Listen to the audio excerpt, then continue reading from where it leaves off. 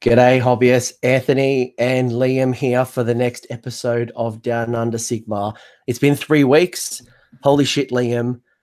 What a last couple of weeks. It's been a while. It's been seriously been a while. It's kind of weird though. I haven't spoken to you or seen you in like ages. Yeah, mate. I've for anyone who didn't know, and I'm sure everyone knew, I've been in America for the last couple of weeks and got back this morning. A bit rat shit. Yeah. Oh, mate. What time did you land? Like 8 o'clock or something. Good old 24-hour travel, but it was good. The photo that you posted on Twitter was hilarious. It's just like death. I still feel like death, and I've got to go to training tomorrow and do some compliance training. So I was like this close to canceling this show, and I thought, no, let's get it out of the way. I want to talk about Adepticon while it's hot, and really kind of share what I've learned. Like, I think that's the key for me is like being exposed to the UK, being exposed to the different countries. Like, how do we make our scene better? Yeah, I'm down to hear about this. I'm seeing the photos from like you and AOS Shorts when he was doing coverage and stuff. I was like, crap, I got serious FOMO. Like that guy's a monster. I don't know how. Like we were playing the tournament games, and people were saying to me, "How's AOS Shorts like on top of all of this stuff? He's not even here." And I had to say he was a sex robot, and there's more than one of him. I reckon he's got. I don't know. He's got like a team. I think. Like maybe like a little small team, but just send some photos and he's just like going for gold. I think he's a clone. I think he's like more than one person. I think he's actually cloned himself. So do you reckon there was a fake AOS Shorts in CanCon? Possibly. I don't know if it was a real Dan, but conspiracy theories. Yes, but before we talk about Adepticon, how are you and what's been happening in Australia? Well, while you've been gone, there's been a couple of events like Saggy Tea. And then I think there's been a couple of one-dayers here and there around the country. I knew Queensland had a couple that Hayden's attended to and told me about.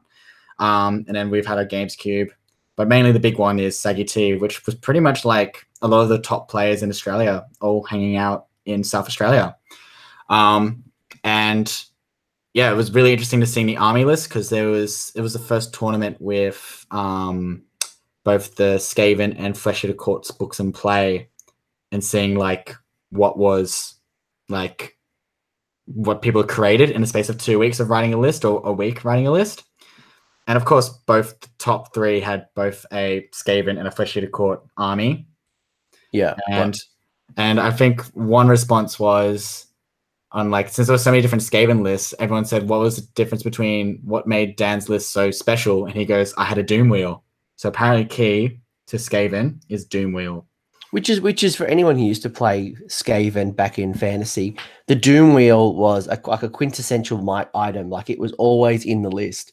And it kind of dropped off in the last. I hadn't seen one in Sigmar. I hadn't seen one in Sigmar. Also, they're a pain to paint, apparently. It's not my problem. Yeah, like but yeah, it was really interesting to see like what army lists and stuff were turning up. And Dan had won it, right? Dan with his Skaven. Dan Brewer won it. Dan Brewer won it, and then Mick from Failed Charge came second with Flesh Eater Courts. He ran Blisterkin, not Gristlegore. It's just flair. It's like you remember my old Death Watch list? Mm-hmm, mm-hmm. It's just that on steroids. I think what's really cool is that both Dan and Mick aren't just someone who just jumped on the bandwagon and like they've been playing Flesh Eater Courts and Skaven. Like I knew Mick was playing Flesh Eater Courts back in like GBH 16. So yeah, Dan's always been playing them or Tomb Kings. Yeah, so it's cool because like I think they were happy that they just got a bit of a boost. So like I like to joke around that Dan Brewer's parachute has now just taken off and now he's just going up, like speeding through. And then third place was Smorgan with his mixed order, which is, and his list is called Feck Off Feck. Feck Off Feck. Is this the banner that they're waving on in Xandri? Yeah, so Xandri is saying Feck Off Feck. It's got a Dragon Lord with Massive Defense, Shield, and Dragon Lance, Artifact, Ethereal Amulet, so it's an unkillable dragon.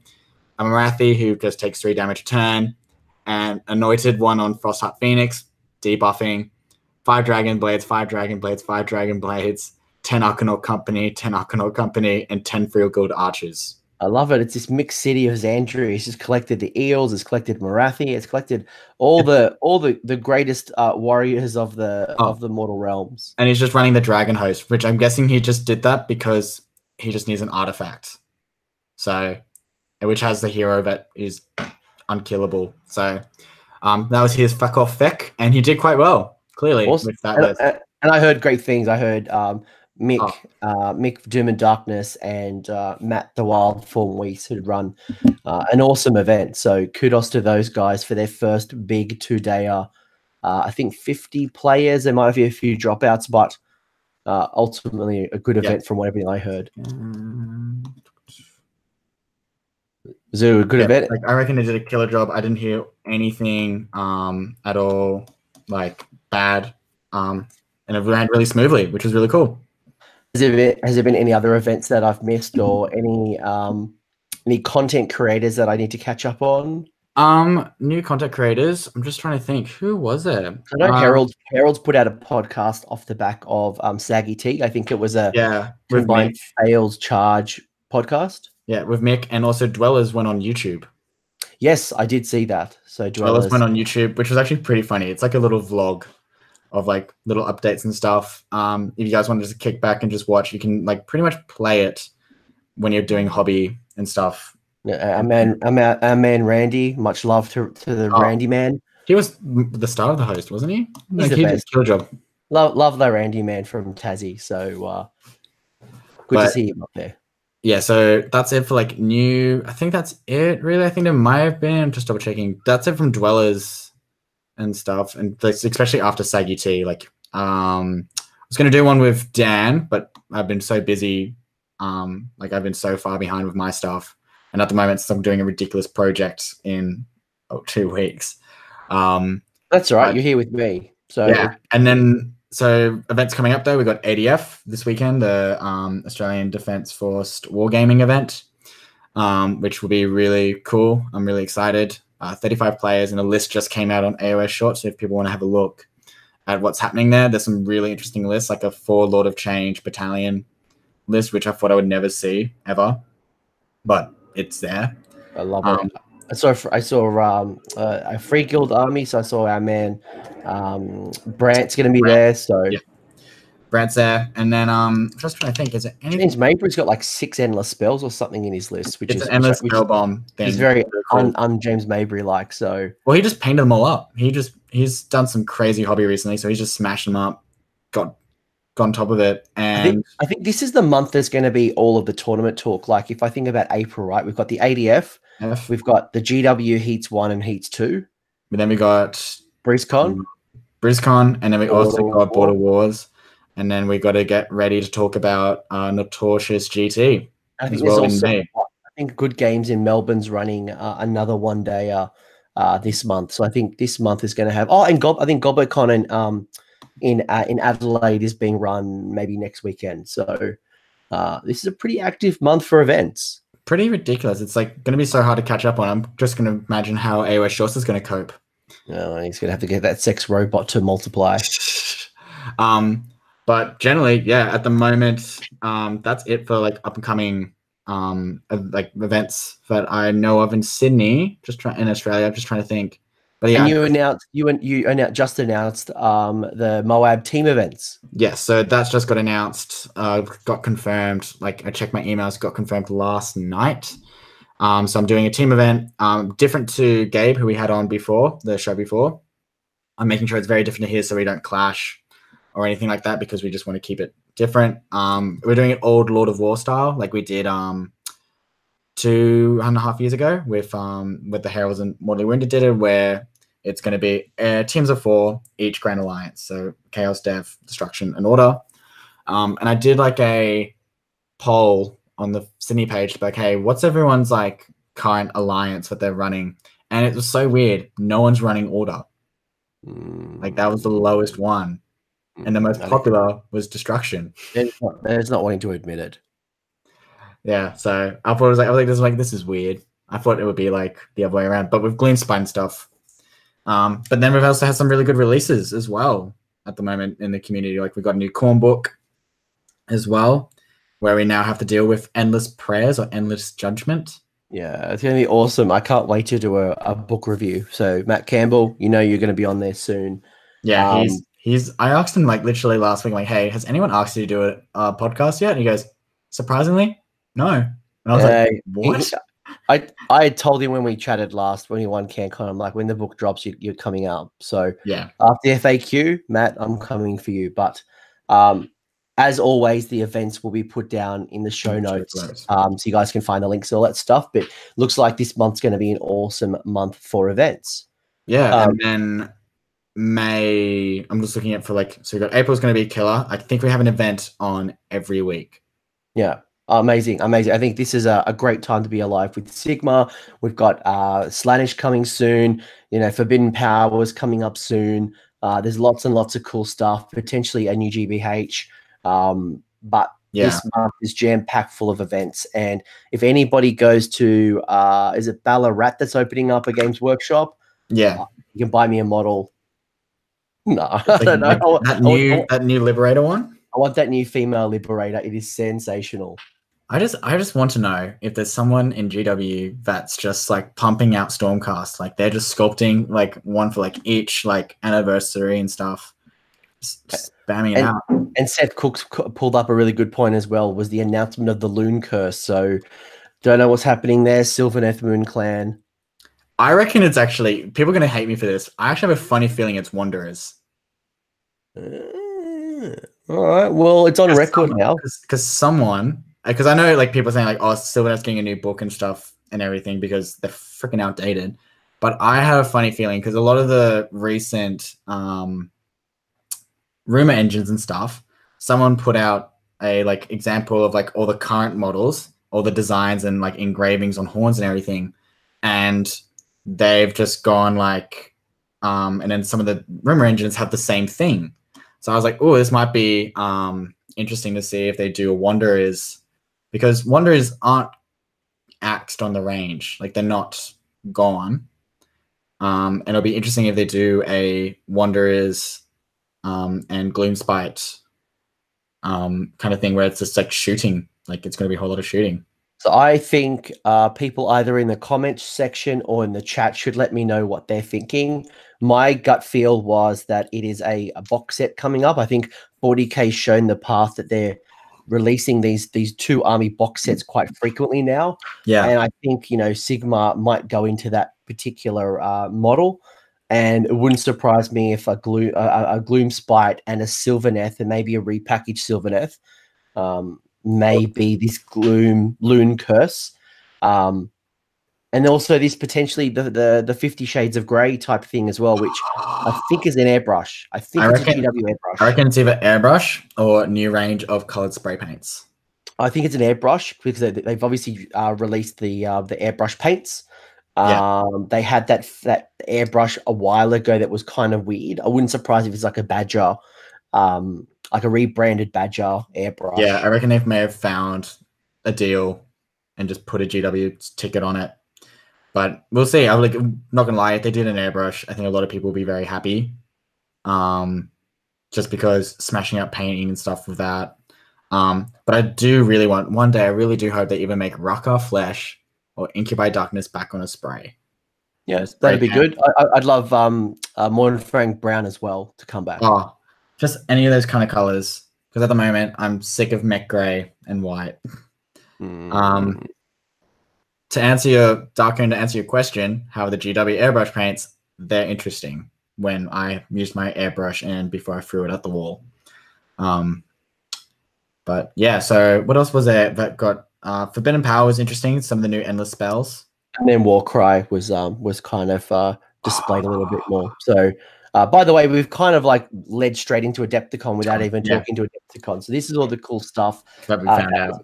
Yeah. So is there anything else in Australia before we actually just properly talk about Adepticon?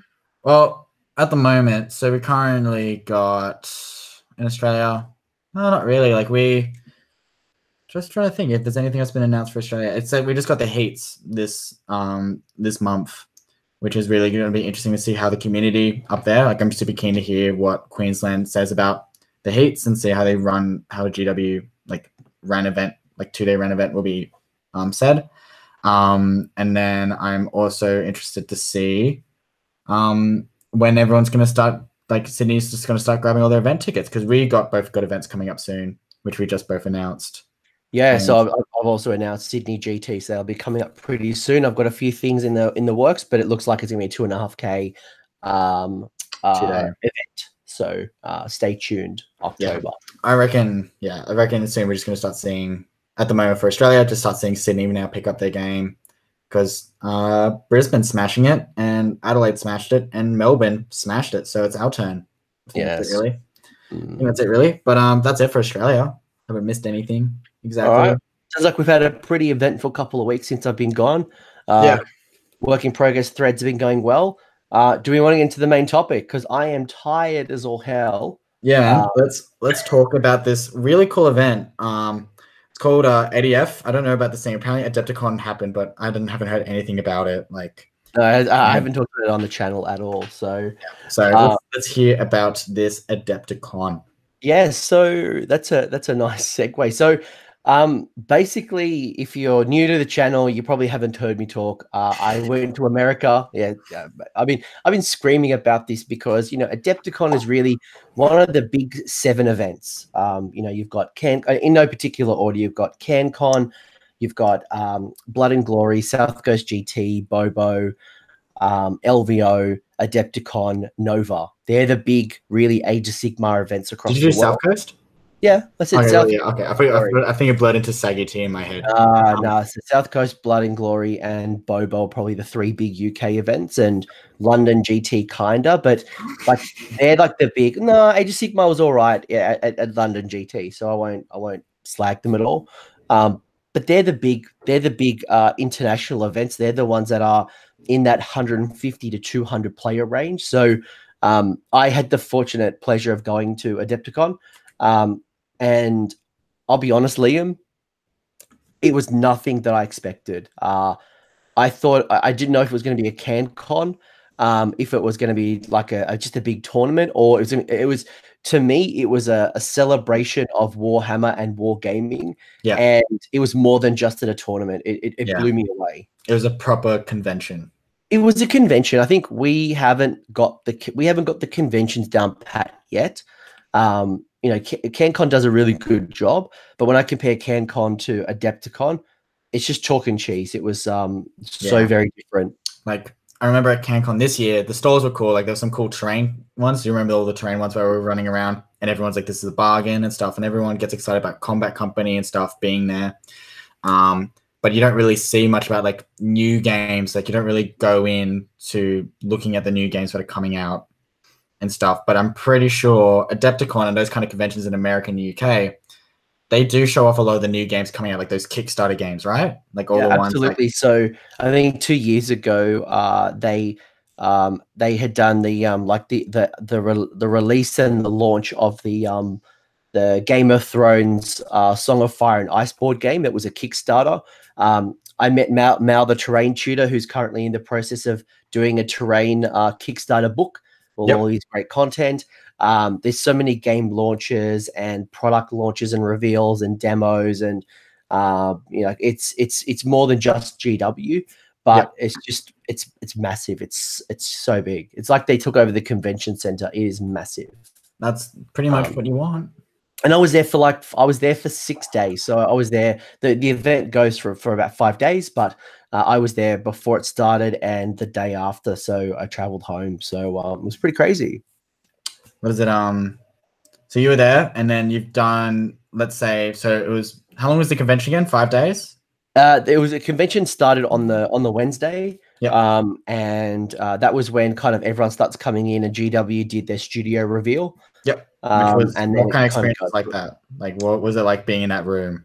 So how about I actually share some photos, and maybe that kind of gives us something to. I did see some selfies with everyone being super excited, and I just can tell by that atmosphere because you have all the like huge fans of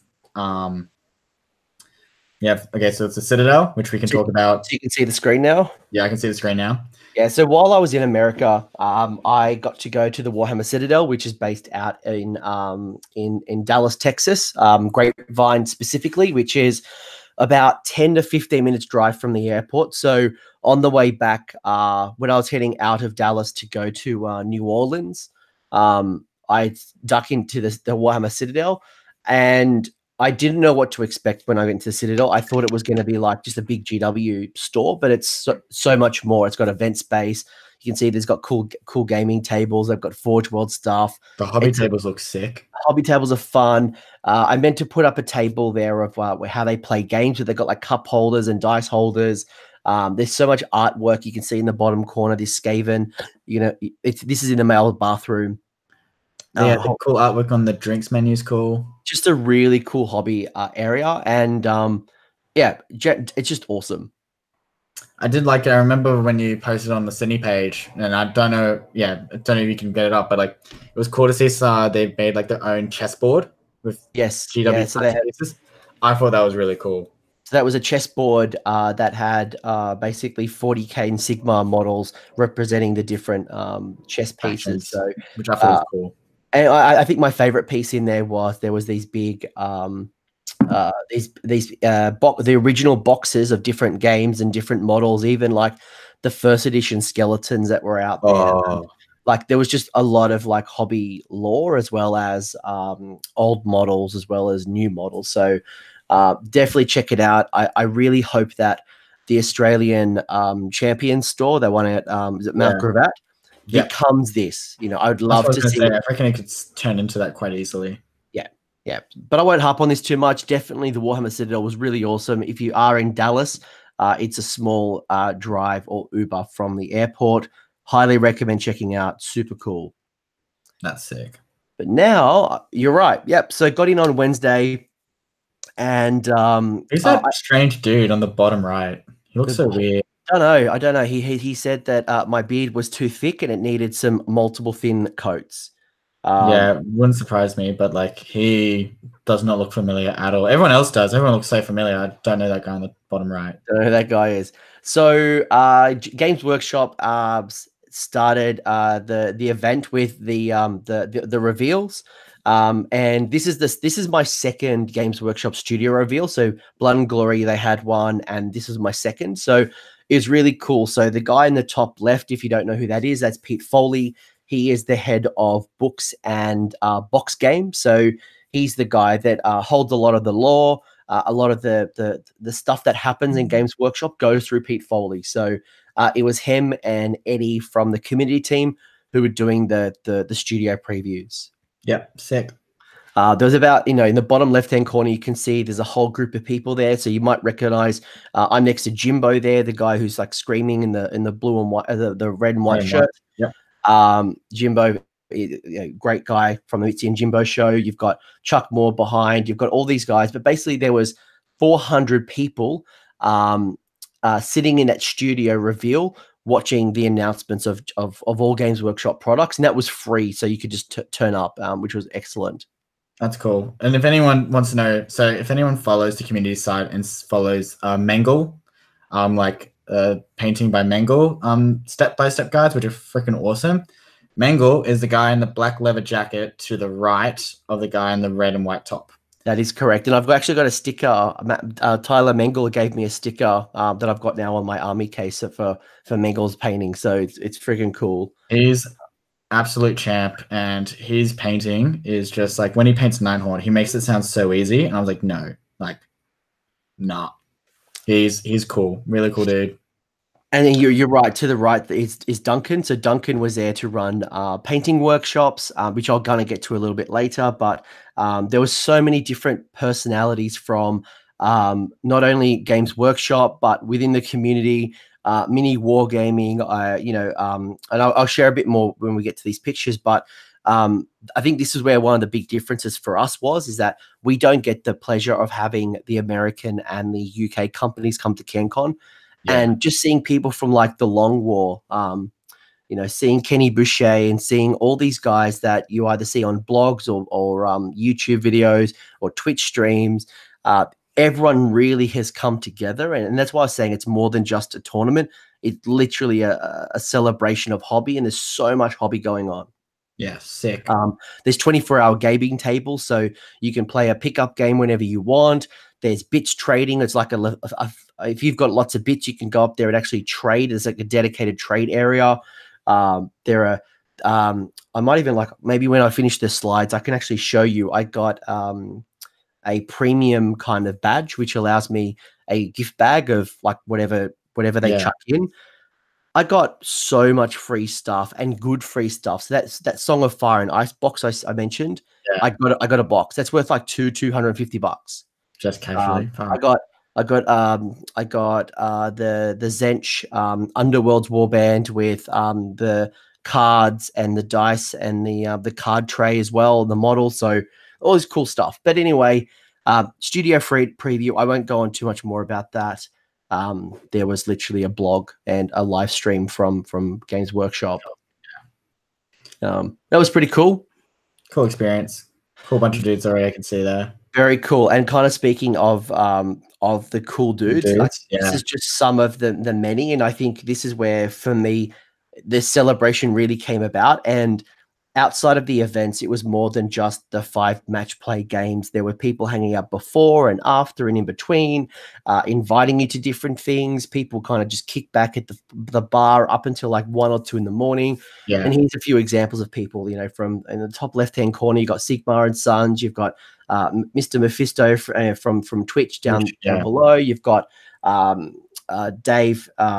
Dave, who runs NashCon. You got Mitzi and Jimbo and Tyler, and you got Haywo Twitcher in the top left-hand corner.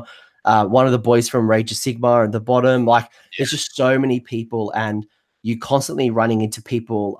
You know, you've got Eric here. You've got, you know, Martin from Warhammer Community. The guy in the bottom right-hand corner is probably the best Flesh Eater Courts player in the world. Salza. Ben, that's his name? Yeah. Bill Souza. Bill Souza. Yeah. Bill. Martin Orlando in the bottom left-hand corner, which was my doubles partner. And these two people in the top left you probably recognize. Top right.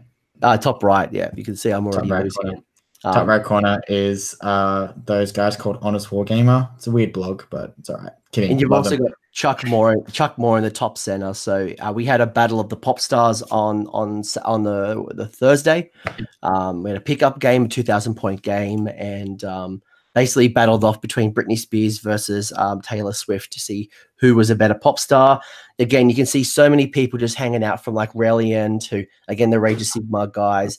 The bottom center, you can see Vince and Tom from Warhammer Weekly, Mitzi and Jimbo. Again, I had never met these people. I think that was kind of like the big surprise. I'd kind of interact with them on Twitter occasionally. I'd watch their content or their podcasts or whatever. And it was just crazy to see not only these people in real life, but they were just so accommodating and just really, really cool people. Yeah. And everyone just seems so happy. If I was there, I would probably have my resting bitch face, but inside I'll be happy. But yeah, it just looks like such a good time of just hanging out. And I just love how this apron thing is like kicking off with Vince. I don't know if one of the pictures I had earlier. No. So it's funny. So I'll show you. So in the bottom right-hand corner, the guy that's next to me with the bluish shirt, that's Jacob from Rage of Sigmar. And then in the bottom left-hand corner here, the guy in the red and white checkered shirt, Anthony. On the Friday or the Saturday, they actually dressed up like Vince Venturella. They kind of did their hair looking like him. And what was really funny was people who didn't know them were actually taking photos with them and putting it on Twitter. I've met Vince Venturella and tagging Vince. And so good. Vince was running workshops, and Vince's wife, Kathy, she's tweeting and like laughing. Everyone's laughing because people legitimately thought it was so good. But generally, it was just a really cool event. Everyone was just happy, and I think this is where I think we as a community can probably get a little bit better, and like making sure that like people who travel and making sure we've got activities either before or after our events. We kind of started doing that. For example, even though like Tasman Cup at CanCon was kind of semi-exclusive, but people were welcome to watch. If that makes sense, like that like so we kind of had like a picking up thing, but and obviously Doom and Darkness had set up our CanCon barbecue, and I thought that was awesome. I think it's got me starting to think, especially for people who travel, how can I be more inclusive, and how can I set up things that that makes the most of the time, and whether it's casual breakfast or whether it's even just like recommending a hotel, and people who travel stay at that one particular hotel. Like, just it's got the ideas ticking. Yeah, it's solid. And yeah, just looking at all these photos, everyone just looks so epically happy, which is awesome to see. Except the person in the top left-hand corner in the yellow shirt, that's Alex G. He was the guy who was running the event. So awesome dude, but as you can imagine, stressed out running such a large event. But overall, everyone had an awesome time. Any questions?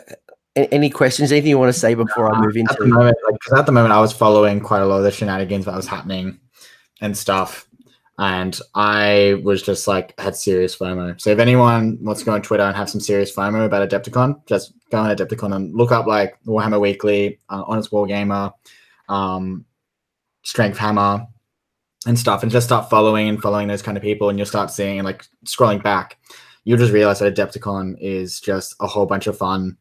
I'm not going to lie, to me, Adepticon did not look like a serious tournament. It just looked like a whole bunch of fun. I was like, this is sick. Like, this is... Because every time when you hear about an event like Adepticon, you're like, oh, the big serious tournament. Did not hear anything about it. I only found out about, like, who won and stuff, like, an hour or two after. I'm like, oh, I completely forgot that was actually, like, what most people were there for. Like, everyone just looked there having a bunch of fun, like, seeing Vince doing workshops and stuff. I was just like, that's what Adepticon is to me at the moment. It was just, like... people coming in, doing seminars, and the gaming was just a bonus, if that makes sense.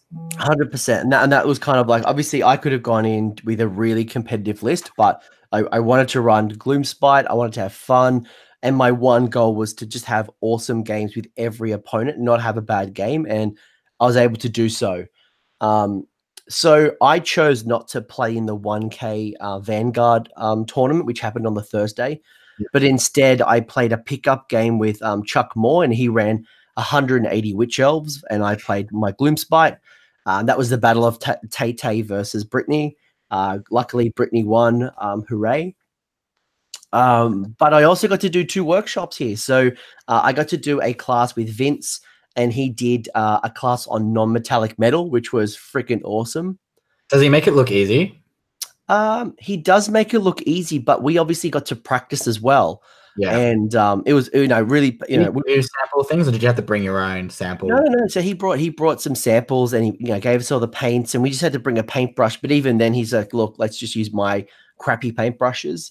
And he showed us 2 different ways of doing non-metallic metal, and it was quite interesting to see the process, and just hearing from an expert. And obviously, he has a wonderful catalog of painting videos. But having that person and giving you coaching and real-time feedback was invaluable. So that was really cool. Now, the guy on the right, yes, Uncle, what's his name? Uncle Adam. Yes, Uncle Adam. What was his workshop? So I did a YouTube session with him. So he runs a YouTube channel called Tabletop Minions. Which has probably one of the highest subscriber rates and puts out amazing content on YouTube. So if you're not watching Uncle Adam, I highly recommend it. He does really, really, really good videos, really good discussions. I'm a big fan of his stuff, and it was interesting hearing. Pardon? Yeah, it's really cool. Like, he makes great videos. So that's why, like, when I was seeing him doing a workshop, I'm like, what is his workshop? Like, so it's about content creating. About content, it was about YouTube branding. It was, him giving him his practical advice on how he got a YouTube channel up, and like how he thinks about content creation. So he ran a couple of workshops. I could only get into one of them, but that was just an example, and it was awesome just hearing, either validating things that I already knew or give me some ideas on things that I could do in the future. Yeah, he's a really cool guy. Like, his videos. So yeah, anyone check him out. Even some of his like early stuff, he even like made a video on like how to do a cheap wet palette. Yep. And stuff. Like, it's not just like discussing about hobby and stuff. It's discussing about like things to make your hobby experience better. And like, and everything, because he also has some really cool discussions about like how to overcome your lows in your hobby. Yeah. Which I thought was really cool, because let's be real, we've all had that. I've had that myself, where I've literally been low about my hobby, and then just watching and listening to his videos and stuff, I was like, yeah, this is what I needed.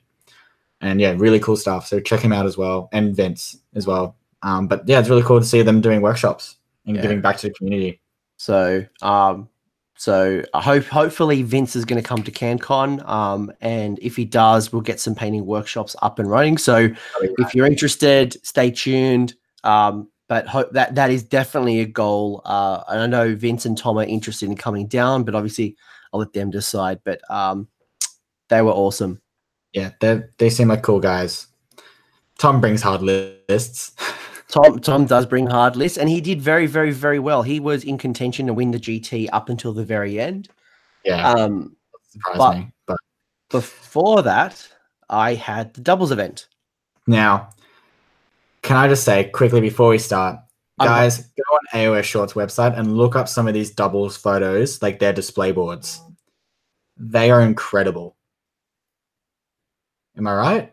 Oh, yeah, absolutely. My favorite was the Deepkin and the Doors of Cain, where the Deepkin are at the bottom, like under the water, and then there's like a ship with the Doors of Cain, like they're just like pirates. I'm like, this is amazing. Like, this is genius. So these are my here's 3 of my opponents. I got to play next to Domus and Pete Foley in one of my games. But so it was really interesting. So my partner, I was running my Gloomspite, and my opponent Martin Orlando. So my partner Martin Orlando was running Stormcast. So it was this really interesting combination. But a couple of things I want to call out here was, one, do you notice that I'm playing 2 women in the doubles event? Yes. And also I see another woman behind the ones that you're playing. So first off, I don't want to make a big song and dance about women, but it was awesome to see them at the table and having an absolute ball. Yeah. And it was like, how do we get more of them onto the table? Like, we've obviously got Gemma, we've got Elizabeth, we've got some really cool players that are coming from that community, but how do we get more of them? And I do wonder that. But the top middle photo, Andrew is the guy's name, and Gina is the girl. Yeah. They run this awesome Sylvaneth and Spiderfang army. So it was really interesting mechanics to see the spiders ignoring the Sylvaneth terrain, and just like, it was so cool. That's cool. Just, yeah, they're cool. Like, everything, just watching this now, just seeing everyone so excited about the doubles is cool. Had an absolute ball. So game 1, in the top left-hand corner, that's Kelly and Ian. That was they were running a Zench and Nurgle army. Yep. So that was a really cool game. Unfortunately, didn't take that one. My partner Martin kind of got collapsed by the Lord of Change. He was just too strong, and they beat us on the objective. But it was an awesome game. Game 2 against that Sylvaneth and Spiderfang or Gloomspite army. That was awesome. Martin and I had took that one out, so we won that game. But it was such a good game. Really interesting. And the third one was the bottom center was a combination of brothers. So it was I'm going to pull up the list right now. It was a Deepkin Skaven list. So okay. Brothers Brandon and Alex Langer. So that was super fascinating, and that bloody endless spell. It's brutal. It's savage, right? It's pretty savage. Yeah. I mean, Dan Brewer had used it on me before, but yeah, it's a constant reminder. And we only had one spellcaster, so it just sucked. But it was a really cool game, and we won that one as well. So absolute had a ball. Yeah, and I reckon, and like, let's bring this up. It was really cool that both you and your partner both painted something for each other. Yes. Yeah. So you want to talk about what you painted up and stuff for him, and like how that idea came about? Yeah, so Martin and I kind of come up with an idea. By the way, nice question. I didn't even load you up with that one. I try. That was good. I like this. Liam. He's prepared. So I don't know if you guys can see in the bottom left-hand corner, right next to the Mausoleum or the grave site. There's a Lord Ordinator and there's a grot war boss on foot. So Martin runs the Celestial Vindicators, I believe the chamber's called. Yep. Anyway, I painted that up for him as a token of like friendship and gift. And he had painted me up a loon boss. So it was an awesome exchange. And like just before we played, we'd kind of seen each other's photos. So we tried to imitate our schemes, and it was a really nice way that now I'm going to walk away and always remember that team's event. And we had such a good time. Yeah, like I thought that was really cool. So like if there was any time when we do a doubles event, it would be cool to see teams like painting one model, like their leader, to like match. I think that's just a cool idea, just to be like, hey, like I remember this event that I did because of this one model, which I thought was really cool. Yeah. Do you want to have a guess on how many teams there were at this team's event? I'm gonna guess 30. 147 teams. And what? 147 teams. It's a 1 day event, right? 1 day event, 147 teams. That's fucking awesome. I don't care about who's going to be the winner. That's just awesome. There's 140 teams. Yeah, I couldn't believe it when that was announced. Absolutely, it's insane. It's like almost 300 players. 140 teams times that by 2. That's 280 players. Yeah, just casually chilling, playing 1,000-point games. Pretty much playing 1,000-point games, 2,000, etc. But yeah, they each have 1,000 points. Fucking awesome. Yeah, awesome. Very cool. That's just awesome. I can't say anything more than that's just awesome with awesome hobby. Yeah. Yeah. So, yeah, very, very cool. Yeah, I would love to see more doubles and teams events in Australia. I think we're only scratching the surface on that. And then there was the GT. There was the Age of Sigmar GT Championships, which was 5 games. I think what were the? Let me go back. Your top left photo, the guys with the black and orange shirts. I honestly thought that was Mango Mafia. Well, Nathan is wearing a Mango Mafia shirt. You can see in the top right. Yeah, I can see that. But I honestly thought it was like Mango Mafia over there. No, good lord. And I think you can see there. You can see the Measure Gaming Hawaiian shirt too in the top left. So yeah, those boys were being represented as well. That's cool. So the Age of Sigmar Championships, 5 games, 2,000 points. Interesting setup. The scenarios were total conquest, focal points, total commitment, knife to the heart, and then the relocating orb. Yeah, solid. So that was really cool. I played some super interesting armies. I played Everchosen. Yeah. I played a Nurgle army. I played 2 Blades of Corn armies, 2 very different ones. One was a Brass Stampede. One was the bloody stupid Gaul Pilgrims. What? Quickly before we do that, so just letting everyone know that Corn's new book was not in play. That's correct. That is correct. So that Gaul Pilgrims you're talking about is the brutal Gaul Pilgrims. But the Brass Stampede wasn't probably the better Brass Stampede. Yeah, it's you literally thinking about new book, you turn it over. But in saying that, the Brass Stampede is more expensive now. So in that Brass Stampede, I think I played something like 30 to 35 Skull Crushers. So I think we worked it out. We couldn't field as many. But yes, you're right. It was the old book. It was just released a little bit too late. Which is, I'm not gonna lie, it's kind of fair enough. If it's a big GT like that, and the FAQ hasn't come out yet, you can't. Like, I know some people would be complaining, being like, "Oh, I want to play with my new book," but it's kind of like a good send off in the same way for that old book. It makes sense. Like, do one big event with the old book, and then when the new book comes, like when next event, kick it. But that's cool. Now, I haven't watched the Honest Wargamers stat show or anything yet about this, but what was the one army you saw continuously around? I mean, I know there's a lot, but what was the comment? Like every time when you were walking around, that same army was there. I don't think there was. I mean, I mentioned to you the first game I had was against an Everchosen list, which is like you don't hear that, but it's very uncommon. There probably wasn't. I mean, your stock standard Deepkin, Daughters of Cain, Stormcast, Khorne, Nurgle. There was a couple of Gloomspite, a couple of Beastclaw Raiders. Was it Byron from Facehammer came over with a Bone Splitter army and took out Best Destruction. It was a good variety. There's about 200 players. There was you don't submit your lists in advance. So when you register at the tournament, you hand over your list. So you didn't know what you were kind of coming into, but it was a good solid mix. But I think, as you would expect, in the top tables. But the most interesting thing is the player who won it with Seraphon.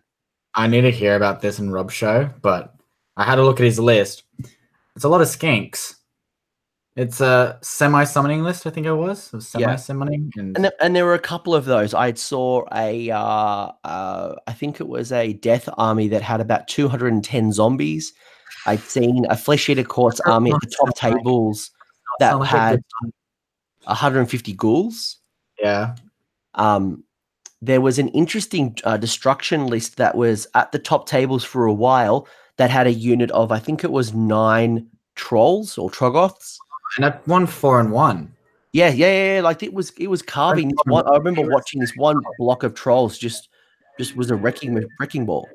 Yeah, like I remember seeing that because I think Pete Atkinson retweeted saying like this army went 4-1 at Adepticon, and I just looked at him like that's a low body count Troggoth army. That is awesome. And like I literally was like claps. I'm like that's awesome to see that low body count armies can compete because with the current meta being hordes and stuff, which is cool. And it's cool to see that Gloomspite's doing well now. I mean, Gloomspite's kind of still in that middle kind of range. It's still 3 and 2. I don't know if any Gloomspite. I don't think any Gloomspite went 4-1. They're definitely that randomness really plays into effect, but who knows? Yeah, I just thought that was cool seeing that. So, I can see your armies on display, which is cool. Yep, they had some. They had the painting scores were quite interesting. They were quite hard, and I think the average paint score was about 7 to 10 out of 20 total. And it was a really hard painting matrix. I had scored 19 out of 20, so I was really happy with that. Yeah, 19 out of 20. So smashed the average, which was really cool. That's cool. See, like for me, I don't know if anyone else does this, but I generally, before an event, I always just read the rubric. Like right now with my Terra guys, I'm actually still making sure I got like object source lighting and stuff and like certain basing so I can go above the average of like, I'm not just doing bare minimum, 3-color minimum. So one of the key areas was heavily converted army. So that was worth quite a lot of points. So I had some minor conversions, but there was one particular part where it's like rewarding almost conversions across the whole army, which someone like Travis would smash. Absolutely, but there's only a handful of people, so like that's when like Tom does really well because his whole army for his dwarves and stuff are all converted completely. That's cool. Like, what was the highlight game? The highlight, like, what was the one game where just like amazing stuff happened, like just everything was like, even though you might have lost, but like just some amazing stuff happened, which was just awesome to like just experience. I think it's the one against game 5 against Nathan Prescott, which was Gloomspite versus Gloomspite. It was Scragrot versus Scragrot. It was a pure battle of the moon. Of the grots. Yeah, it was of the moon. And being in that situation, only one of us controls the moon. And Nathan was fortunate enough to have rolled high enough that he controlled the moon. It was such a good game. It was a battle of a horde of grots. He had Boing grots. I had my colossal. He had a giant as well. It was an absolute monster mash that I wish we could have gone for another 10 to 20 rounds. It was just such a good game. That's what you want. We had double Loon Shrine in the middle. So we basically just made our whole armies immune to battle shock and we just like fought it out. That's what you want though. Just fight it out. And Nathan's such a good opponent. He was an awesome opponent. All of my opponents were really cool. I've got to say that my opponent, who had the Gore Pilgrims, Quentin, I felt sorry for the guy. I had to hug him. He couldn't roll above 2 on his prayers for his life. So he'd roll a 2, he'd re-roll it, he'd roll a 1 and do D3 damage to himself. Every single roll, it would come to battle shock, he'd roll a 6 for days. So his big blocks of Reavers would just disappear, while I think he got 1 Blood Boil off over 4 rounds or 4.5 rounds before I tabled him. It was really hard. Because I'm like, I know what this army does. I've played like Nathan Princey, who is Matt Campbell. Yeah, Matt Campbell with the Gold Pearl. There's such good armies, and he just couldn't get anything off. That sucks. Yeah. Did every game you learn something new? I learned that I hate Everchosen. Really? That is a some bitch army. So my opponent Please explain. I've played Everchosen once before, and my opponent James was he's a mad scientist. So his army was Archeon. He had 4 units of 3 Varangard. He had a War Shrine, and then he had a unit of Ungor. Right? Like, that's actually a pretty good list. It's a great list. And then what happened? So he gave me first turn, and we're in a scenario that only has like a 9-inch gap between us, so obviously 18 inches. I got given first turn, and then what he was able to do was charge his Archeon 4 units of Varangard War Shrine in 1 turn, being just so the layout. And what I wasn't able to respond with was the Varangard once per battle can double pile in. Yeah. So not only is 4 units double piling in, the buffs from Archeon, the buffs from the War Shrine are giving them re-rolls. Their armor saves like 2. It's just, and then he can activate a roll that if I think on the first turn he had rolled a 5. So any 5s that I rolled, I had to re-roll, which just made it even harder for me to take down his units. So it was a very well played and well created list out of literally Everchosen, which we know doesn't have many choices. It doesn't have many choices. I reckon, as I said, I'm just putting it out there. I reckon Everchosen and Slaves of Darkness will go together, and Dark Oath maybe. I don't know about Dark Oath, but I reckon it'll come together, and that's when you start seeing like toolbox, Vanguard everywhere, toolboxing and stuff. Because right now, when you look at Everchosen, you pretty much you put Archeon or whatever Chaos God you're following. If you want Archeon in it, like a Khorne, Zeech, wherever he gets the buffs mainly out of it. Like for example, Slanesh piling in twice and using for depravity points. But you don't see the Vanguard. The Vanguard out because they don't get the mark unless Archeon is on the table. So you can't you literally have to buy Archeon and Varangard to make Varangard work in that Chaos God way. That's why you don't see them much. And so hearing about it being like Everchosen doing one, like, oh, right, because they do the double piling and they get all the buffs. So War Shrine, good shout. That's freaking awesome. One thing that was really cool about his army as well was so he had 4 units of Varangard, and each of them was Khorne, Slanesh, Tzaentch, Nurgle. But what he had done is he extensively converted every single one of them. So the Slanesh ones had the whips from the Slanesh chariots, and he took Blight Kings and put them on the Nurgle ones. It's just a beautiful army as well. So I think the level of hobby that I saw was exceptional as well. I don't think I had a bad painted army in front of me across any of the games. And I think one thing I don't know if you can see there with the photo with Nathan is that the tables were actually 8x4s. So you had 6x4 mat, and then there was a 2x4 like a divider between the tables, so you could put your crap there, so your dice and your books and all that good stuff, which made a huge difference as well. It's just nice space, and that's kind of what I want to start seeing in some events, a little bit more space, because I keep treading on models and stuff when I'm out. Yeah. So that was the event. I went 2 and 3, so I won 2 and I lost 3. Upon reflection, I know that I probably lost games as opposed to being beaten. So I know when I played the Brass Stampede, I was really, really conservative, and he just racked up objective points. But then when I decided to attack in turn 3, and I don't know why I was so worried about being charged by the Brass Stampede, my Mangler Squig killed 5 Skull Crushers on himself in one combat. What? Yeah, my Mangler Squig with the Loon Boss on, killed 5 Skull Crushers in a single round of combat. Solid. And I literally destroyed all of his 30 to 35 Skull Crushers. But I think I was so concerned about being charged, and again having numb flashbacks from the Everchosen, I was a bit conservative, and I was kind of like deployed back on my 3 or my 6, because that Everchosen one really destroyed like almost all my grots in the first turn.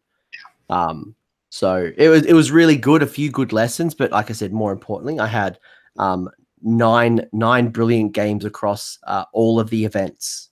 Okay, which is good.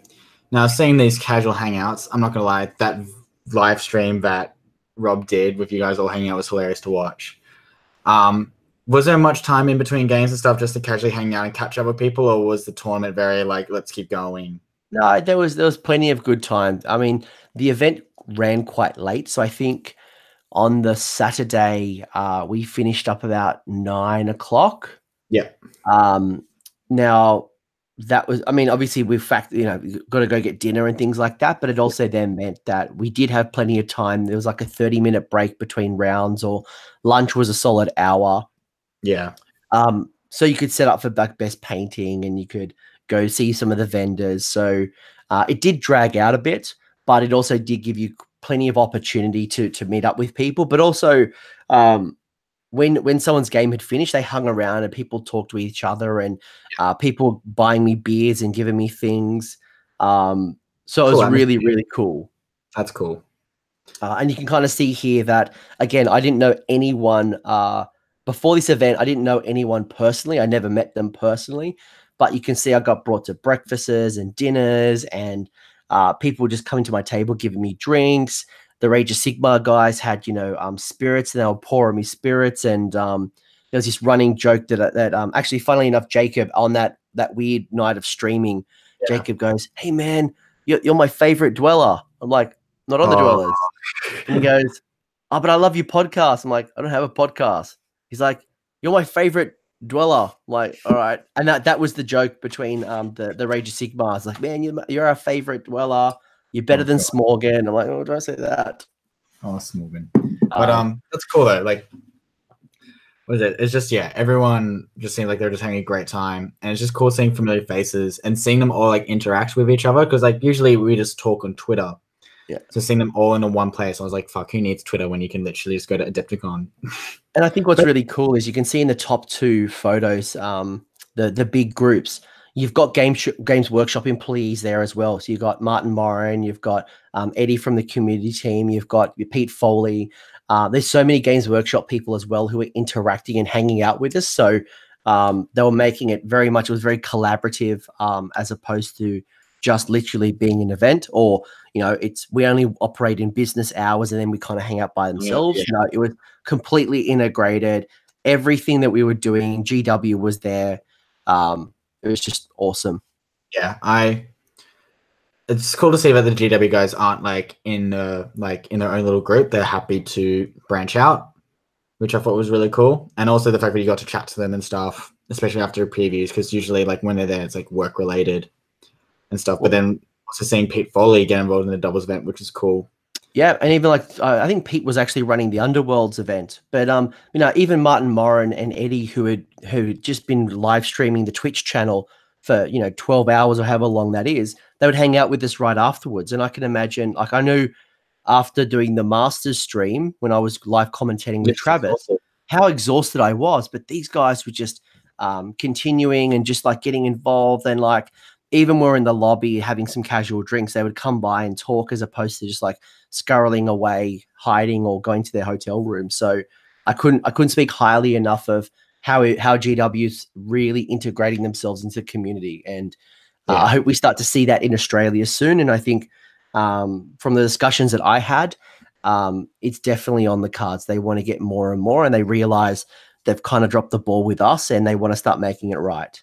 Yeah, makes sense. That just seems awesome. And wasn't there like a joke about a sticker ban? What? I swear there was a joke about a sticker ban. Like, I think Rage of Sigma was like, "Oh, stickers are banned," so they just started sticking it everywhere. I don't know, but like Rage of Sigmar stuck that original sticker on my my model case. It's in Jimbo. You can see down the bottom. There's Tyler Mengel's one. So I've decided I'm going to start collecting stickers, and I think I'm going to create an AOS coach sticker that I can start to trade. So, solid. So that's kind of like roughly it when it comes to Adepticon. And I think what's really cool, actually, I'll show you this. So I had to buy this bag. When I was over in America because they have this. I'm going to stop rustling for a second. They have this this premium badge that gives you some goodies. Yeah. And like, here's some of the crazy shit that I got. So, like a board game, just casually. Like, there's a Song of Fire and Ice. I got some paints. Like the book. Like I got some models. Like crazy stuff. The Warhammer booster pack. Like everyone got like an Underworld's warband, paints, you name it. There's so much crazy stuff here, and it was like $30 in addition to your ticket, which is almost nothing. Yeah, so that's insane. You get and then also I got the exclusive event dice box. So GW Adepticon dice box, as well as these metal objective markers. So that was pretty cool as well. That's what you want. Just like after seeing your event, I remember I was just like, I went into the local GW store and I was like, oh, like, have you heard much about Adepticon? I was like, in all honesty, I'm just got serious FOMO and I wish I was there. Like, it just looked like a whole bunch of fun. And like, I did not hear one bad thing about Adepticon on Twitter or any blog post. So no, look, it was great. And I think, I hope nobody is sitting here thinking that this episode is about gloating. It's actually far from it. It's me wanting to encourage everybody to, if they have the opportunity, to go out and travel to Brisbane, travel to Sydney, travel to New Zealand. Liam, you're next month going to Notorious GT. So excited! I'm so excited to beat AOS Shorts. But like going and traveling, getting out and going to the the Bendigo guys of the world and the Adelaides, and I want to go to our WA friends and go to one of their events. I'd love to go to South Coast GT. I think this is where you start to test your army, see the different communities. Like, I'm keen to go to Melbourne as well. Like, we don't have much interaction with Melbourne. Keen to go there. Like, I think I've done my time with Brisbane because we did 4 or 5 trips to Brisbane. Yeah. I was pretty much ready to like go. Cool. Love Brisbane, guys. So if you're listening, still love you. Love you, Hayden. But it's just more like you kind of just want to meet new players and just start, because like I think at one stage we kind of knew the Brisbane meta, and then we knew the Sydney and Brisbane meta, but then like when I walked into like Melbourne, I was like, oh, this is different. Like, this is a different meta, which was cool. Like, I was like, cool, let's do this. So that's why I'm also really excited for New Zealand, different meta. And they've recently just said they're enjoying playing 1250 points, which I was like, that's cool. I'm keen to hear more about it and stuff. And seeing like the New Zealand community, they just did a 1-day event on the weekend, and then afterwards, like 12 of them went to someone's house and had a barbecue. Well, even I think when we had the New Zealand guys on the stream before, they had said that for their masters, they had just hired a massive house, and all 12 of them or 16 of them stayed in a house. So I think that's really cool. I'm staying in with them. So I'm actually staying with for an update, guys. I'm actually staying with the New Zealand guys, I'm pretty sure. Seth's helping me out, crashing with them. So I'm actually going to be crashing the house with them and just get to hang out with them on the Friday night beforehand. And I think Sean was asking what time my flight was, so he might be like a tour guide or something, or like show me around, which I was like, this is cool. Like, I'm so down for that. And like, that's kind of like next time when these guys come out, I'm like more than happy to play a game with them or something before the event, like something casual. and stuff. Like you had your pick me up game at Adepticon with Chuck. Mm. So like something like that when like we have New Zealanders coming, if they come on the Friday beforehand of an event, for example, City GT, it'd just be cool to like take them to like a good games or something and just be like, hey, let's play a casual game, like just literally no time limit, nothing. You just get to chat. So something like that I think needs to happen a little bit more when it comes to even like traveling. Like Melbourne's not a good example at the moment. I just booked a tattoo at the same time I'm going to Melbourne to play, so I can't do a pick me up game. But like if I have the time, totally would do it. Like so I've traveled down to Melbourne a few times for work, and I've always put out on the group, and usually I play a game down at the Good Games, and just to get to meet the players. I know when I was in Perth about a month or two ago for work, I tried to line up a game there. I think this is like, again, if I take away one thing from Adepticon, and I think what Adepticon does really well that I haven't seen anywhere else, is that community spirit, and just how a lot of these guys have met up at different events, whether it's at LVO or Midwest Meltdown or like a NashCon or like a Holy Havoc. They've kind of met with each other, but these three big events, LVO, Adepticon, and Nova, is this time that they come and reunite, and they really make the most of their time. And it's gotten me to think, how can I make the most that when I see the Haydens and the Clints and the Gemmers of the world, how do we make sure it's not just at the tabletop? How do we make sure there's stuff that's happening before, happening after? And for those people who travel, we're making people feel as included with activities and support as we can. Yeah, like that's like we kind of did that with New Zealand with the Tasman Cup, as I said. But it'll be cool, like just get more people included. Like I know when around CanCon, I did try and talk to heaps of people that I haven't seen in a while, or even some new players and stuff. And like I did get stopped quite a bit at CanCon, being like, "Oh, like I've listened to your podcast, I've listened to you on AOS Coach, I've listened to you on Mortally Wounded. Your ideas and stuff really cool, and like just got to talk to them. Like that was really cool. And like some of them were like, "Oh, I really want to. Like my goal is to come to CanCon one year, like to play." And I was like, "Hey, it's like really easy. Like you literally just find the army, do it. Don't worry about game experience or whatever. Just come in, do it." And trying to get them included, and like also like introducing the people as much as I could. But yeah. So a couple of things that I think we could also learn from, just off the back of what you just said, was I really like that on Twitter, a lot of people change their, I think is it a handle, not the actual at and what their name is, but like yeah, they would say like Anthony at Adepticon, and lots of people renamed their name just to say at Adepticon as well, so that people knew they were going to be at Adepticon, and it was easier to find people. Yeah, which I thought was really cool. I saw that because Pete Foley did that. I was like, "Oh, you make a new Twitter account," and I'm like, "Oh no way, he just renamed it." Another thing I thought was really interesting from the Americans is they are not shameless when it comes to their content creators. So if they are on Twitter, they have their Twitter handle on their shirt, whether it's a wargaming club, whether it's their podcast or whatever it is, they have their Twitter handle so people can find them easier.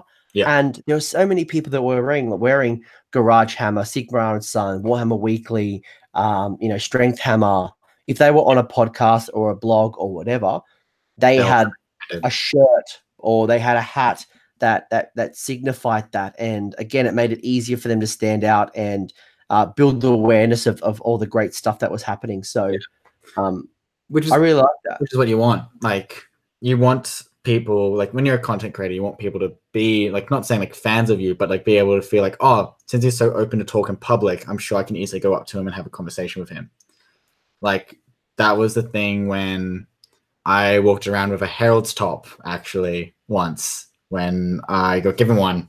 Still have it. But people came up to me and they're like, "Oh, you're a Herald." Like they can talk to me like they're like I'm a Herald. And I was like, "Oh, just so you know, I'm not a Herald. I'm just wearing their shirt with support and also and stuff." But like people are more like if you have a club top or like a podcast or a content creator, people are more like, "Oh, okay, cool. He opens publicly. I can talk to him."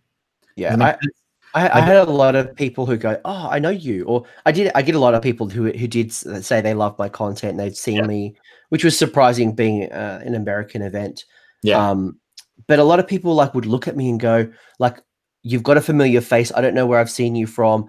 And it was actually really interesting because I was talking to a 30K podcaster. So Greg Dan, I think his name is. He runs like a 30K event. We had a really good D&M about content creation and going back and forth. And where was I going with this? I had a really good train of thought. I don't know. We'll skip it. We talked a lot about good stuff, but there was something I was going to say. But I think, long story short, that's right. As a content creator, we if someone's looking at us or like they think that we may be somebody, not that we're arrogant or anything, but we can easily introduce ourselves, and somebody might think they know us or they've seen us, whether it's on Facebook or Twitter or Instagram or like whatever content we put out, and just ease that introduction process. And I think what you just said, having your handle, having your logo, yes, it's self-promotion, but also it's an easy way for people to identify you and engage with you. That they may not feel as comfortable if you're just in plain clothes. And I kind of saw that where they're like, I know you, I've seen you, I'm not 100% sure, but if they had like some AOS coach logo, they're like, you're the coach, I've seen you, I know what you do, I love your stuff. It's just like, for example, for me, right? Like, I know I'm not the most welcoming looking person. Like, I have like the biggest resting bitch face ever. But like when I wear like a club top or something or like anything like that, everyone's like, oh, like I can talk to him and stuff. Or people see me on Facebook and stuff like, oh, I can talk to Liam more comfortably. Like I can go up to him despite the fact that I look pissed off 90% of the time, which I'm not. Just want to clarify, just how I'm born with it. But like, it's one of those things where it's like, it's not really saying like, talk to me sign. It's more like, if you're a bit lost, you can come and have a chat to us about like Warhammer and stuff, it's cool. Like, and seeing that Adepticon where like, yeah, people were more than happy to talk to each other and stuff. That's what you want in a community internationally. Yeah. And I got invited to so many events, so many casual discussions, so many things afterwards, to breakfast, to dinners. It was a very inclusive environment. Just before I left, I did an interview discussion with a content creator in America called Lady in a Dress. She is like a second generation, like she's a part of like a wargaming family that I think her parents and, her family kind of are in this wargaming community. And we had a really good chat. And just so open, and I think definitely made me rethink about our scene and thinking about how our events are more than just tournaments. They are a reunion that after CanCon there's so few opportunities that we all see each other.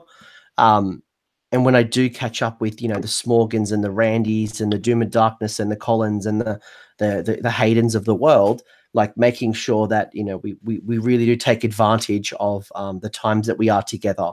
Like Hayden's a close mate of mine. Just only see him 2-3 times a year. Like that's it. Like, but that's and at the same time, I think it's making sure that we then start building those relationships with other people. And I think it's a great experience. And I think the learnings that I'm going to take away, I'm going to bring into Sydney GT. And I think I've got some interesting things to share probably in the next month or two. So you didn't want to talk about like how the tournament was run depending on secondaries, or do you want to do that another time? No, I'll keep that to time. To my players pack when it's all locked in. But I will be taking some of the lessons and trialing it, and if Clint likes it, maybe it's a CanCon thing. But definitely some ways that Adepticon ran their tournaments, which were a little bit different, I think created a better player experience than how we've run tournaments in the past. Don't disrespect, but it was just a different way of playing, and I really enjoyed it. Yeah, like right now, it would be cool to change it up a little bit. Like, 'cause at the moment it's a bit samey, most of the packs. So it'd be cool to see something different. Like, I remember when I changed the sports scoring from my event last year, a lot of people were like, oh, this is new. Like, taking something off your narrative event and putting it into a competitive pack, being like, oh, puppy dog guys, like letting your player go back as a sports score, which was a thing that, like, I know a lot of people, like a lot of competitive players go like, oh, no, you forgot to do that. Yeah. Me putting a point in there saying like, oh, like let your opponent like be able to reroll that dice or something, or and then also saying like wash on, wash off, where it was about talking about like showing your opponent a tactic that they could have done to play better as a point, as sports scoring and stuff. And I knew a lot of people were like, that's interesting that you've added that in as a soft score and stuff. And I was like, yeah, like I don't want my event to be like smash you in the face and then not talk to you again. Because what happens is usually, and I don't know if you agree with me, especially in Australia sometimes when it comes to a competitive scene, you play a game and then you just don't talk to that opponent for a little while. It's that awkward, like, I beat you or you beat me. I'm kind of angry or I'm kind of over the joy. I need to go talk to my mates. Like, you don't talk to them after the game's like concluded. Does that make sense? Yeah, so, and this is where one of the changes I'll be making, I think, will address this. Yeah, I think, you know, when I think about there are some events that are pure tournament, like 100% tournament. You know, forget sports scores. You know, painting is not as important. You know, the LVO is a pure competition. Yeah. Just a series by the Just Play guys are just that. CanCon is quite vanilla for the most parts. It's very just, you know, no customization. It's just as it is. I know for Sydney GT, it is a mix. It's not meant to be a pure competition. It's meant to cater for everyone in some capacity, whether you're a painter, whether you're a player, whether you're a casual. It's meant to be, probably kind of cater to the middle as opposed to the top. Oh, yeah. Like, yeah, I'm just super interested to see how we'll see your player pack when it comes out, and we'll see my player pack when it comes out, and a few others. It'll be cool to see you mix it up, and if you learned some cool lessons from Adepticon, it'll be cool to see them in action. Just before we close off, would you recommend your everyday Warhammer person go to Adepticon if they had the money to go, or would you say you would be more targeted towards the more like fanboys? So, like, for example, like let's just say, trying to show an example. So it's like I would totally go because I'm a huge fanboy of Warhammer and wargaming in general. But as someone who's relatively new, not saying like relatively new, like has only been in the hobby for like less than a year, turn up to a couple of events, interested to expand out, has the money. Would you maybe hold back a bit and maybe wait around, or would you say no, you should totally go to Adepticon? Look, I would highly encourage people to travel out of their scene. Yep. If they have the opportunity to go to an Adepticon, an LVO, a Nova. Nova does really good events. It's a very community-driven, charity-based event. A lot of fundraising, so they do really good stuff. You know, Blood and Glory does awesome work. There's so many great events, but even locally, there are so, like, you know, Chris Welfare's running Sydney Slaughter, which is a fully customized, not narrative, but definitely they're not your traditional match play events. You've got Gabe, who's got his team events coming up. You've got so many cool events that are happening. I would highly encourage people to step out of their comfort zone, to travel. And I know, Liam, you and I really got to know each other when we traveled to Brisbane, and got to know this traveling community, and it's strengthened us and the wider playing group. Yeah, like for example, my group, it was mainly us like traveling to Gamescube and events and stuff, and like everything. And then my relationship with Hayden strengthened heaps because I was traveling so much to the same place. But like Brisbane at one stage, I'm pretty sure was like our second home for gaming at one stage because we were there like every 2 months. But I could say like I myself, travel if you can. Like I'm going to New Zealand. It's just, I would say, because I need to tell people, like, just a reminder, it is a hobby. Like wargaming isn't a sport yet. Like Rob has a similar dream that I have with it. Like maybe turn into an esport one day, like that cool, awesome dream of like Warhammer, not being like professional or anything, but like being able to say like, hey, I'm a war gamer and stuff. That's another topic another day. If you guys want to know about this, I would recommend listening to his interview with, I think it's Scrubby and Wells. He has this awesome dream, but we don't have that similar. But at the moment, Warhammer and wargaming in general is a hobby. So like, don't stretch your bank out if you can't do it. If that makes sense. Like, yeah. like Look, if you can't afford to go to Brisbane or Melbourne, like, we're not saying like, oh, that's bad or anything. It's just like, if you got the opportunity to go, or like you have the time and stuff to go, highly recommend it. make it a goal. I mean, you Make it a can goal. find cheap flights and you can get Like, cheap accommodation. It's not impossible. yeah, it's not impossible. You're only doing it for a weekend. Like, whatever place you're going to, let's say Melbourne, for example, you go down the Friday and then you fly back up the Sunday night. And I think return flights 300, and then even cheaper sometimes. And then your Airbnb 150. So that's like a $400-$500 weekend, and then plus food and stuff. But you'd already spend that extra dosh for your weekend trip. It's just wargaming. And yeah, and then you have like an epic time. Like, I think last year I slowed down interstate stuff. I think we all did. We all stopped interstate as much. And now this year, everyone's back up to it. Everyone's like, let's travel, let's do this. So yeah. So I just want to remind people it is still a hobby, and I'm not saying like get broke for traveling to events, but if you can, I highly recommend it myself. No, good tip, and I agree. Find ways to travel and get outside and meet new people, because everyone is freaking awesome. And also, just being able to, like, I remember when I was playing with Mick and stuff at Masters, and he was watching me. We both played Sylvaneth, and he was watching me play Sylvaneth, and he's like, "You play it so differently to anyone else that I've seen."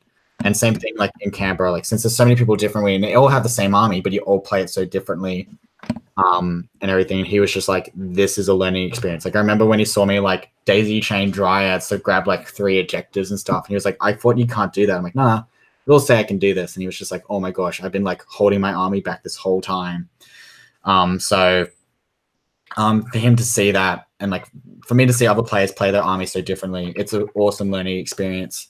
And also hobby wise, like, I've seen some cool hobby. Travis, again, perfect example, seeing his like converted stuff, it gives me ideas to do cool conversions. yeah, And like seeing, I think it's, I forgot the guy's name, just non-metallic metal Stormcast, Sean something. He's in Brisbane. while you think about that, even like Blake Kerwick and his display boards, yeah, like his display boards, I think that's where, you know, and Dakun is in the chat saying, you know, CanCon is something that he wants to go to next year, and that is definitely one of the big events we have in Australia. So, you know, I love CanCon. CanCon's like wargaming home for me. Yeah, so like I seeing the display boards again. Bring back display boards. I reckon seeing some of the display boards. I reckon Blake had a good chance if he rocked up with the one that he did at CanCon to Adepticon. yeah. If he got it over there, he would give them a run for their money.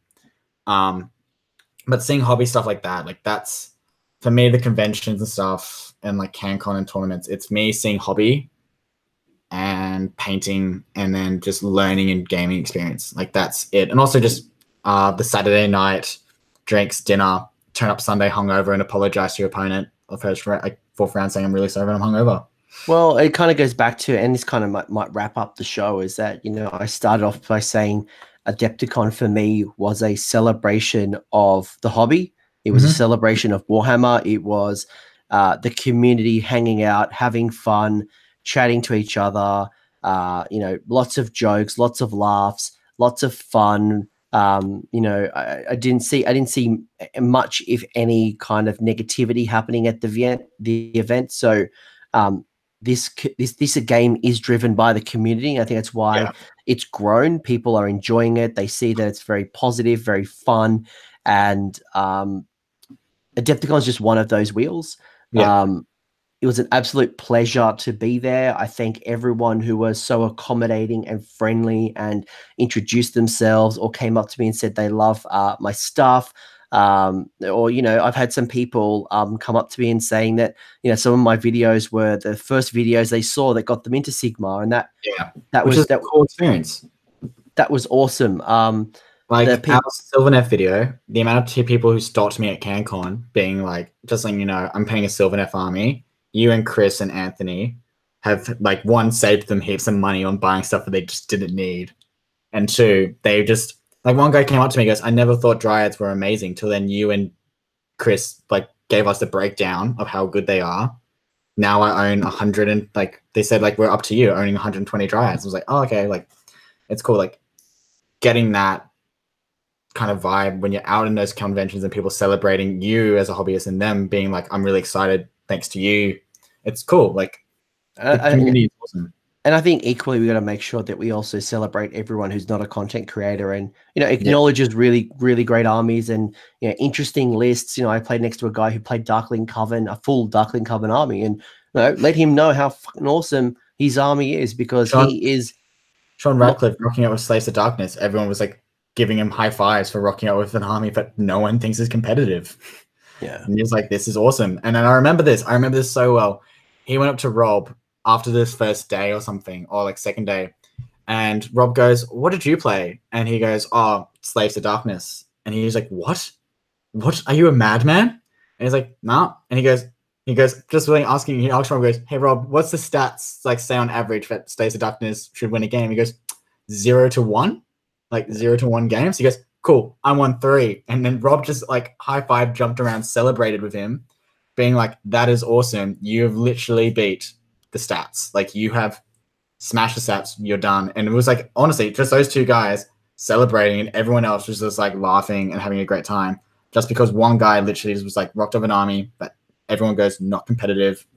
And then everyone just up in the air cheering for this one guy's army. And I thought that was cool. No, that's really cool. And celebrating the narrative gamers. Like we go to these conventions and there's people who come who play narrative. Bigwood, for example, his list for the Canberra event this weekend, it's a narrative list. Mm-hmm. And the people at Adepticon, like when they submitted their army for their best display, they had like a story or, you know, they had something that awesome. Like it's amazing. I think it's really cool. And like celebrating that because like we're at a competitive event. Cool. But like these conventions, they celebrate every single type of hobbyist. Like I don't really follow the law of AOS. I'm going to be straight up. I know bare basics. I know that Bretonian's now called Flesh Eater Courts. That's all I know. And it's just like one of those things where being able to celebrate someone who's like rocking up with a narrative list and just being like, that's cool. I wouldn't do it myself, but what you're doing is freaking awesome.